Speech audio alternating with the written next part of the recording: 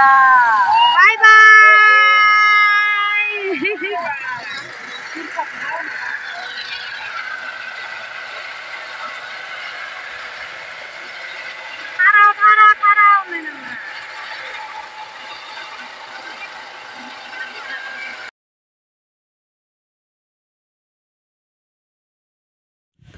Hey guys, welcome to back Haina Family YouTube channel. So जोङो थांगासिनो दायो नोंथांमोना मिथिखाबाय जानांगौ आं मानि सायाव भिडिअ लाबोदों थाम्बनेलाव नायनानै नै जोङो फाइनालि मोनफैबाय ओमफ्राय नै नायदो ओरैबायदि गारि स्कुटि टमटम साइकेल मानसि भिर आरोना माने मोनहैयाखैनो जायगाखौ थेवबो ओरैबायदि भिर मानसिफोरा आयु बेयावनो गालांनांगौ जादों आरोना नायलांबाय थादों नै जोंनि गारिखौ माने बेयावनो लाखिबाय आरोना ओमफ्राय जोङो गारिखौ ओरै साइडजोंहाय दोनसिगोन दोननानै दायो ओंखारनोसै आरो ओरैबायदि मानसि माने ओमफ्राय सान्दुंबो ओरैबायदि गोसा होमबाबो नाजाराखौ जा मोजां नुदों आरोना नै बिराद मोजां नुदों जायगाखौ गोजौ हाजो सेर सेर नालाय ओमफ्राय जोङो ओंखारनोसै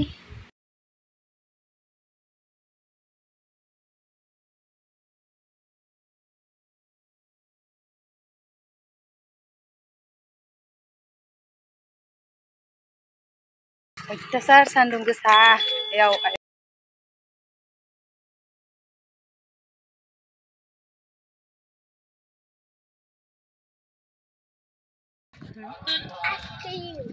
ice cream jangan kemana ini nah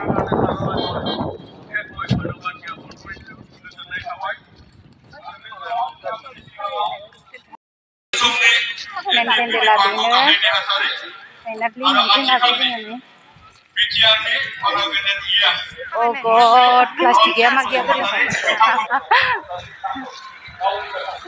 di baba sandung gesel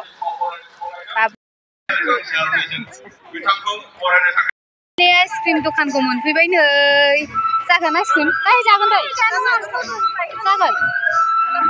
साथायाबो मेन गेटजों हाबनाय नायबाय जोङो र' नायनोसै माबायदि जायो लामायानो गैया माने ओरैबायदि गिदिर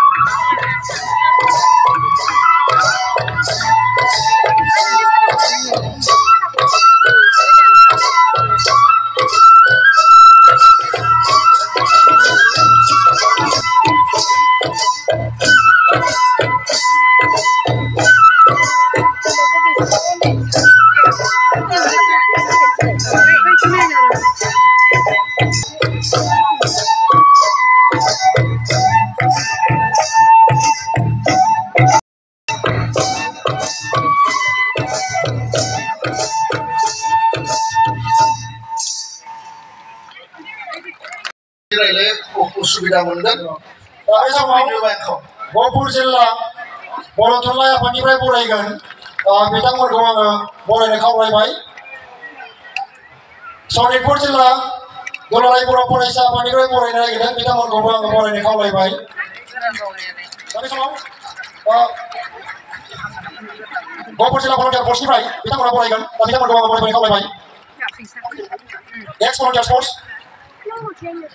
रायजो राजाखौ दानिया गहपुर आनसलिक आफादनिफ्राय बरायगोन बिथांमोनखौ बरायनो खावलायबाय बिश्वनाथ जिल्ला आबसाम जायगायाव बर' जनालु शिमलगुरि आनसलिक एबसुनिफ्राय बरायनो नागिरदों बिथांमोनखौ बरायनो खावलायबाय अरुणाचल बर' ससाइटि बिथांमोनखौ बरायनो खावलायबाय गहपुर सानथालि समाज जोंहा बिबुंथि लाखिनाय हाबाफारि दङ आरो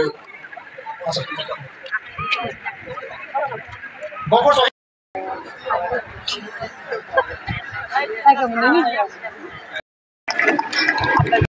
ইতিমধ্যে বিটিআৰ লগত সংলগ্ন কৰি দিছো আৰু আজি আনুষ্ঠানিকভাৱে সভাপতি এই কথা আমি ঘোষণা কৰিবলৈ আপোনালোকৰ আগেয়ে উপস্থিত হৈছো মুখ্যমন্ত্ৰী ডাঙৰীয়াই এদিন ক'লে যে প্ৰমোদ বড়ো ডাঙৰীয়াৰ লগত এবাৰ মই বহিব লাগে দীপেন বড়ো ডাঙৰীয়াৰ লগত এবাৰ বহিব লাগে আৰু তেখেতলোকৰ পৰা কোনখিনি গাঁও বিটিআৰৰ অন্তৰ্ভুক্ত হ'ব লাগে সেই গাঁওখিনি ল'ব লাগে আৰু আমাৰ ৰাজনৈতিক নেতৃত্বৰ লগত এডমিনিষ্ট্ৰেশ্যনৰ লগত আলোচনা কৰি অতি সোনকালে এটা সিদ্ধান্ত ল'ব লাগে তেতিয়া আমি কেইবালানিও আলোচনা কৰিছিলো কৰি সিদ্ধান্ত লৈছিলো যে আমি 60খন গাঁও প্ৰথম পৰ্যায়ত বিটিআৰক সংলগ্ন কৰি দিম আৰু গহপুৰলৈকে আমি বিটিআৰৰ সীমা বহাই আমি অতি সোনকালে এই কাম সম্পূৰ্ণ কৰিম।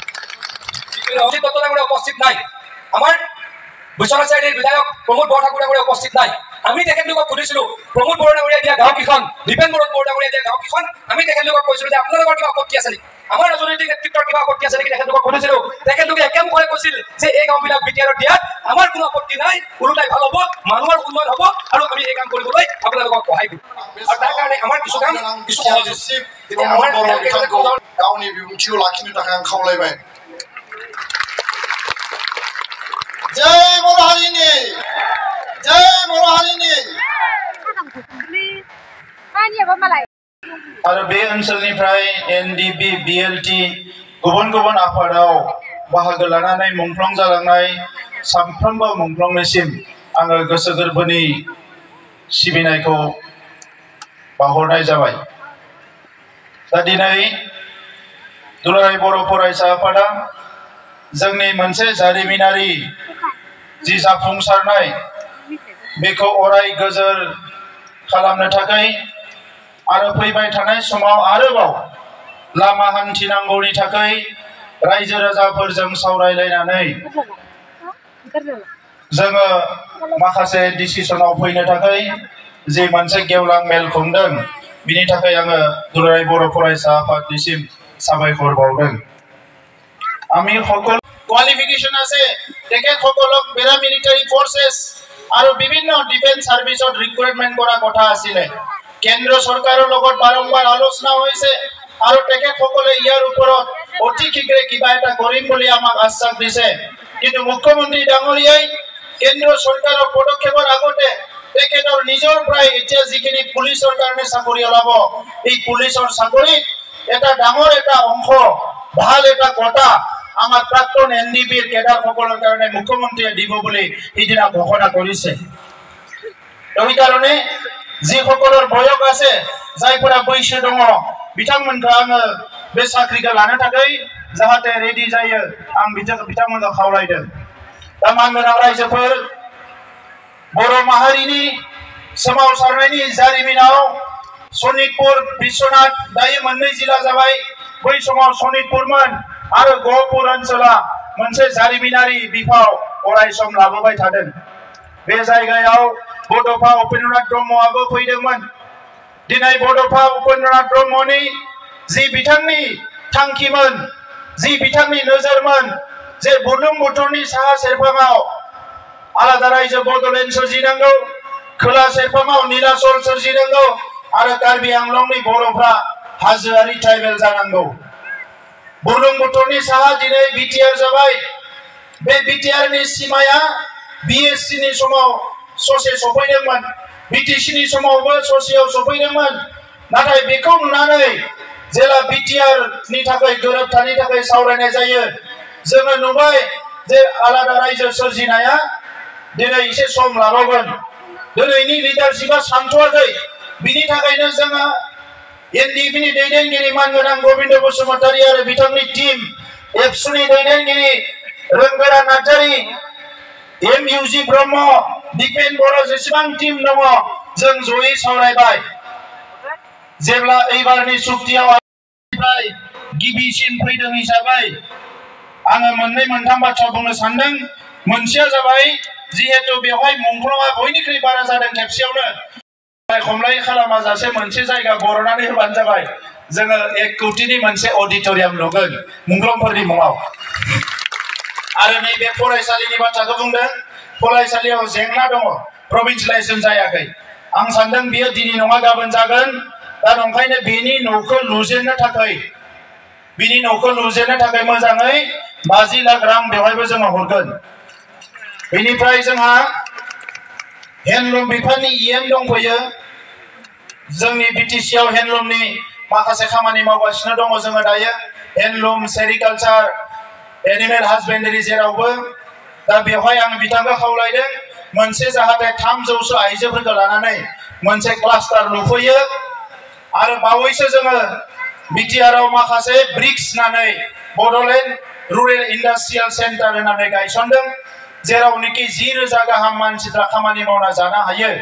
दा बेखौनो मोनसे सेन्टार PNRD डिपार्टमेन्टनिफ्राय गहपुर ओनसोलाव जेरावनो 25 बिगा हा होनो हागोन नागिरनानै बे ओनसोलाव थाबैनो जाहाथे ब्रिक्सनि मोनसे सेन्टार गायसनफैयो बिनि थाखाय आङो मानगोनां डिपुटि चिफ आरो PNRDनि बिबानाव थानाय EM बिथांखौबो आं खावलायदों जाहाथे बेवहाय मोनसे रुरेल इंडस्ट्री पार्कबो गायसनफैयो बेवहाय आइजोफ्राबो जाहाथे खामानि मावनो हायो दा बेखिनिखौनो बुंबाय आरो फिन खेबसेबाव दिनैनि हाबाफारिखौ लानायनि थाखाय आं दुलाराय बर' फरायसा आफाद आरो गहपुरनि रायजो राजानो साबायखर बावनानै आरो बयनिसिमबो इयुनाव जोङो खौसेयै आवगायलांनो हागोन बेखौनो मिजिंथिनानै मुंख्लंफोरनिसिम खेबसेबाव आंनि सिबिनाय आरो खुलुमनायखौ बावनानै आंनि बुंनायखौ बेवहायनो फोजोबबाय गोजोन्थों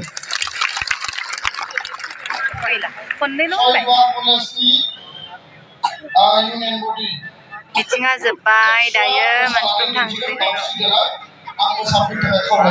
लास्ट डेन्स नायलांदों नोंथांमोना मोसानाय नायनोसै र'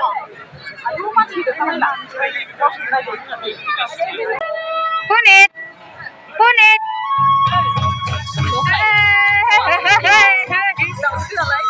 सारमोना थांसिगोन नै माखासेया गाहायजों माखासेया गोजौनिया गांआ बुरावगासिनो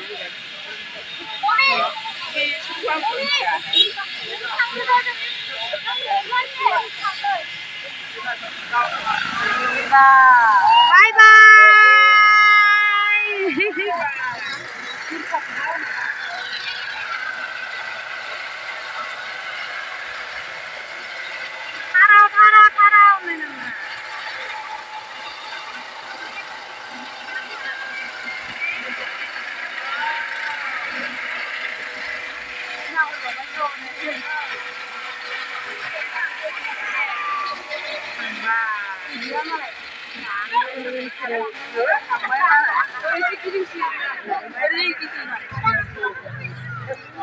गिदिरा थाइसेन नालाय